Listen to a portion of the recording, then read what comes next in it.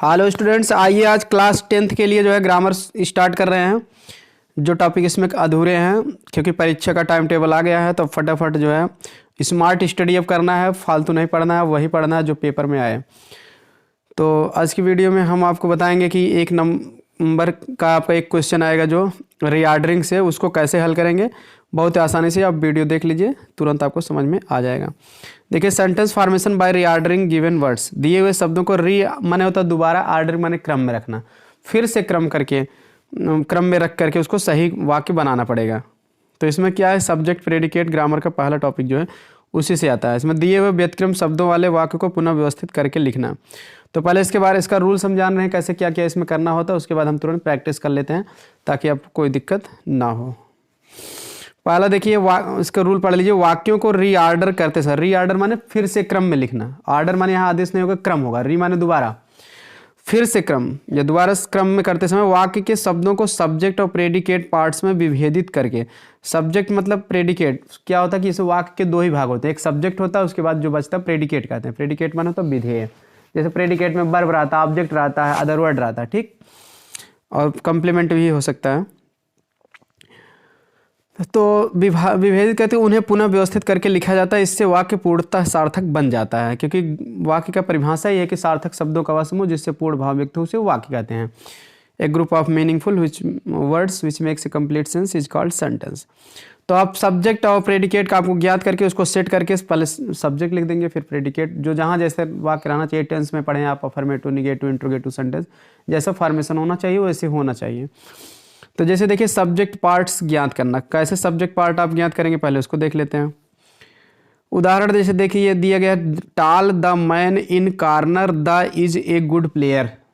ये वाक्य अगर पढ़ेंगे तो वाक्य सार्थक शब्द, मतलब सार्थक शब्द भले हैं लेकिन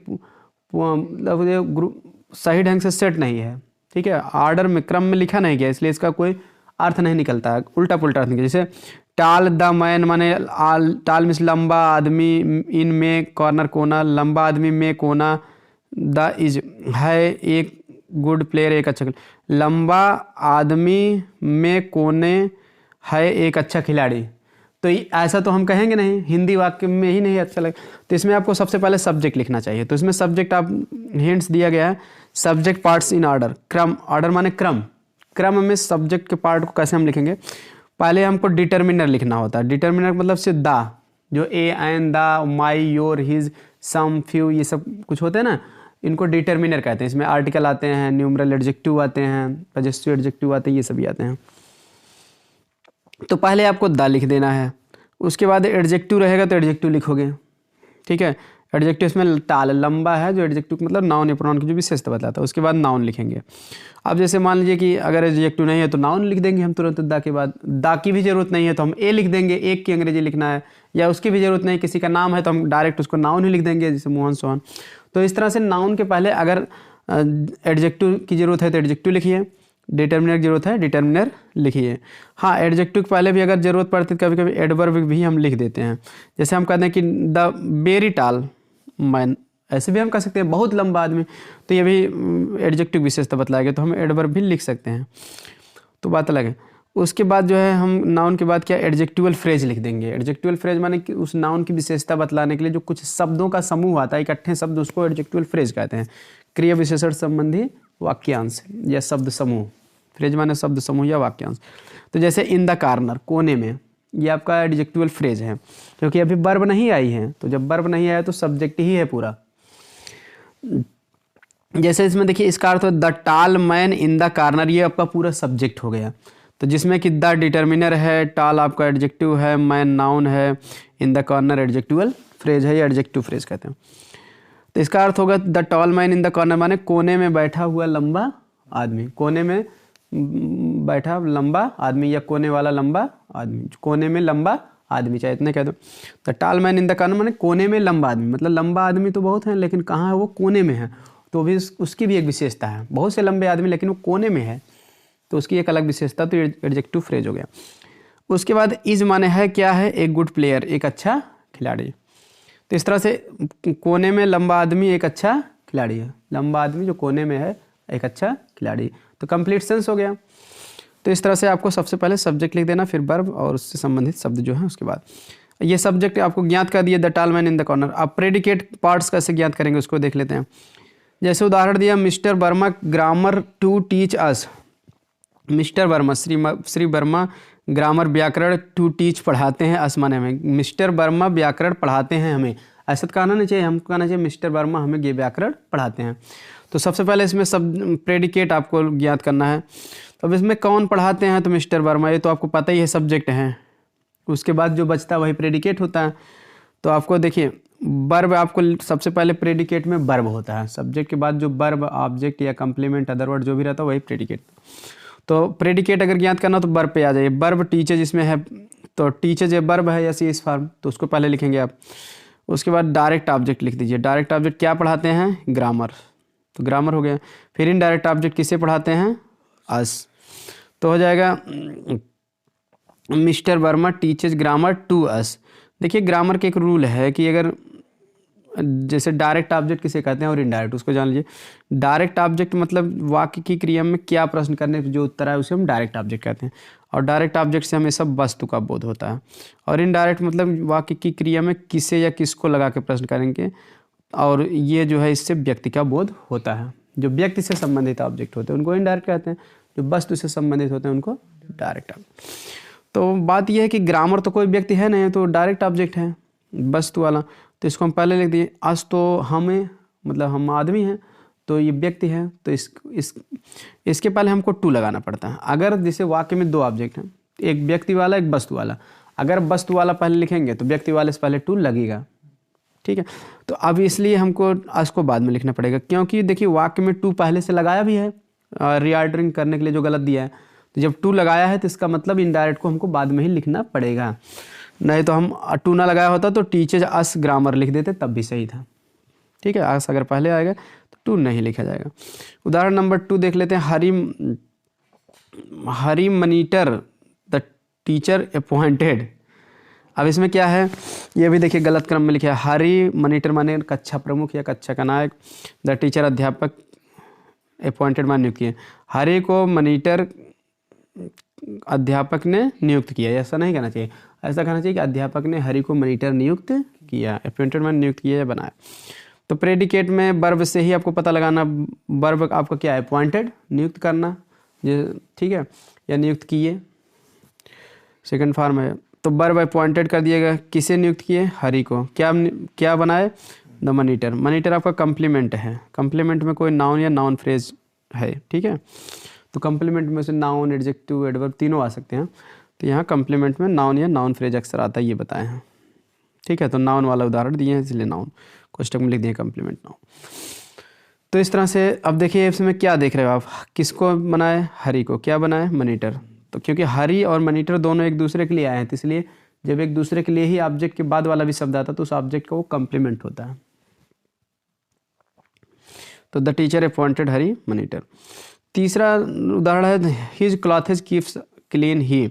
उसके कपड़े, हिज क्लॉथेज माने उसका भी होता है, अपना भी होता है। अपना कपड़ा, कीप्स माने रखता है, क्लीन माने साफ, ही माने अपना कपड़ा रखता है, साफ हुआ। कहने का मतलब इसको ऐसा कहना चाहिए, वह अपना कपड़ा साफ रखता है।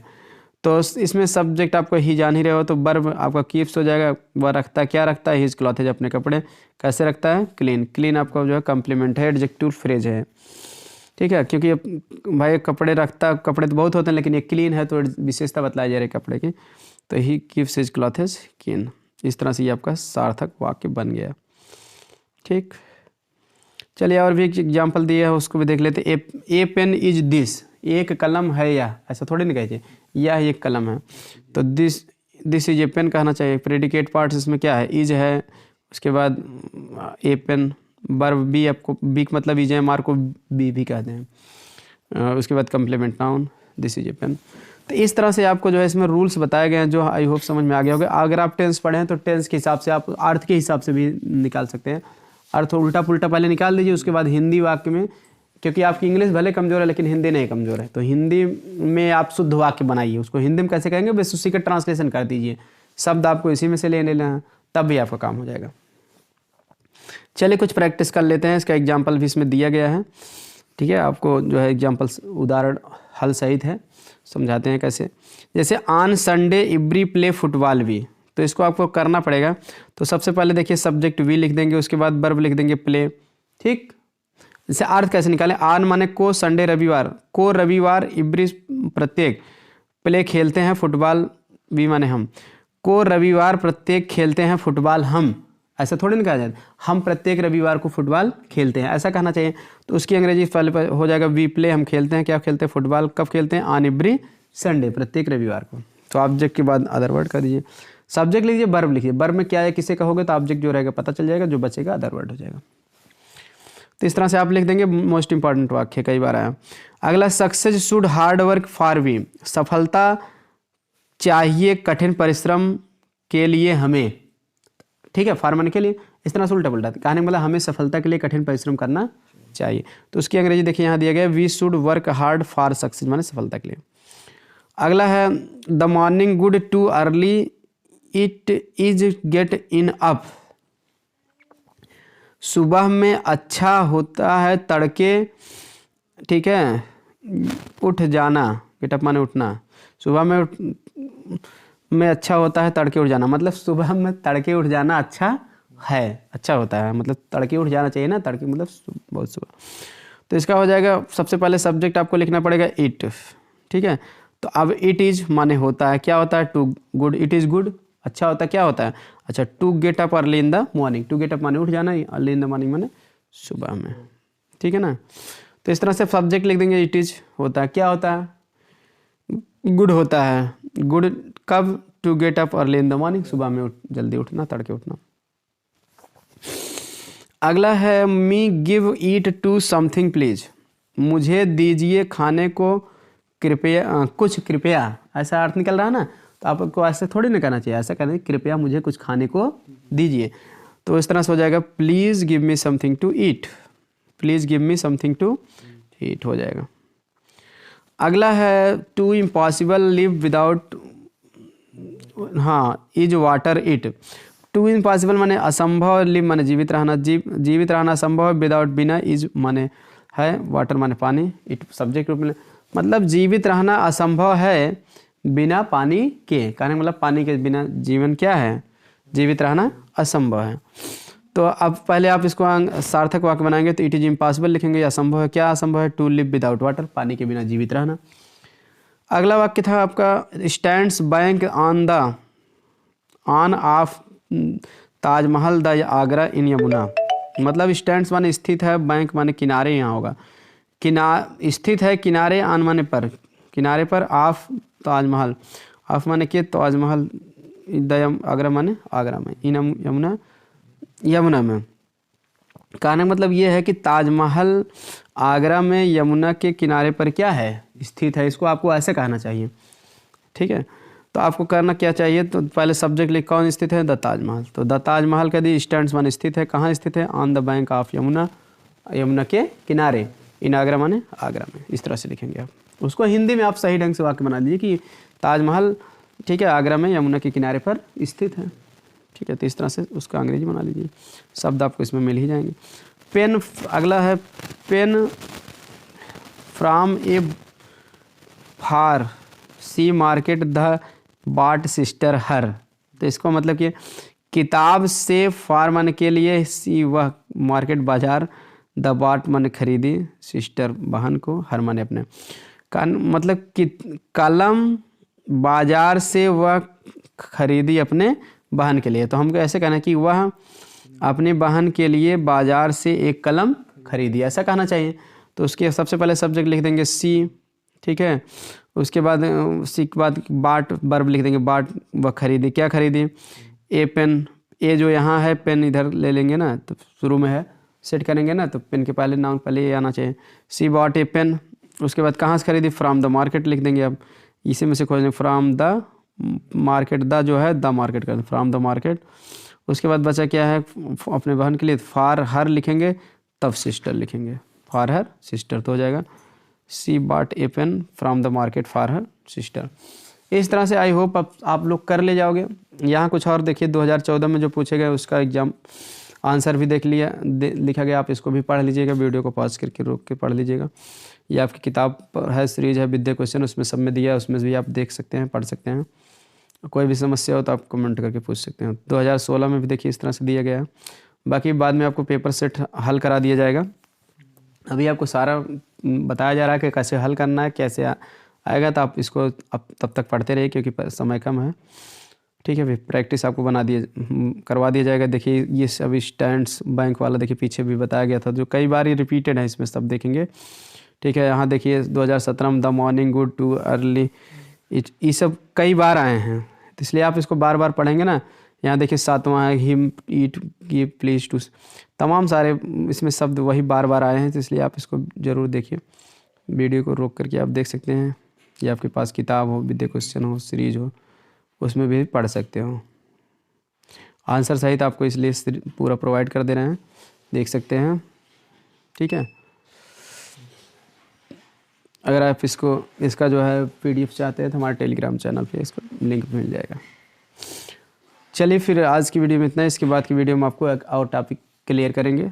मिलते हैं नेक्स्ट वीडियो में। वीडियो पसंद आए तो लाइक सब्सक्राइब शेयर ज़रूर करें और बेल आइकन को ऑन रखें ताकि परीक्षा से पहले आपको सारी वीडियो का नोटिफिकेशन सबसे पहले मिल जाए। अब क्योंकि अब 1 महीने के अंदर आपके पूरे कोर्स फटाफट तैयार करवाएंगे जिससे आपके अच्छे नंबर आ सकें। मिलते हैं नेक्स्ट वीडियो में।